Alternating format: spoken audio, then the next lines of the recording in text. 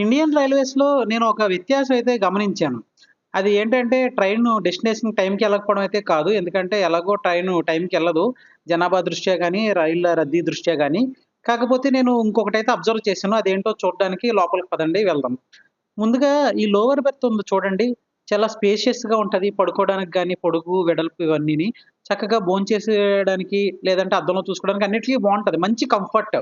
దీనికి ఎంత రేటయితే కలెక్ట్ చేస్తున్నారో సైడ్ లోవర్‌కి కూడా అంతే రేట్ కలెక్ట్ చేస్తున్నారు. సైడ్ అప్పర్‌కి కూడా అంతే రేట్ కలెక్ట్ చేస్తున్నారు. ఇప్పుడు కంఫర్ట్‌లో తేడా ఉన్నప్పుడు రేట్‌లో కూడా తేడా ఉండాలి కదా! సైడ్ అప్పర్ అయితే మరీని అసల.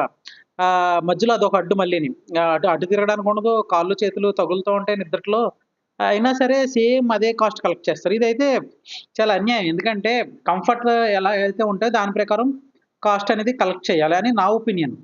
నేనైతే చాలా అనిపిచ్చింది. ఎందుకంటే బస్సుల్లో కూడా మనకి సైడ్ అప్పర్‌కో రేటు, సైడ్ లోవర్‌కి ఒకటే రేటు, లోవర్‌కి, అప్పర్‌కి ఒక్కో రేట్ ఉంటది. అది చూడండి ఎంత వెడల్పు ఉందో చక్కగా స్పేషియస్‌గా ఉంది. సైడ్ అప్పర్ గాని, సైడ్ లోవర్ గాని అంత ఉండదు స్పేషియస్‌గా.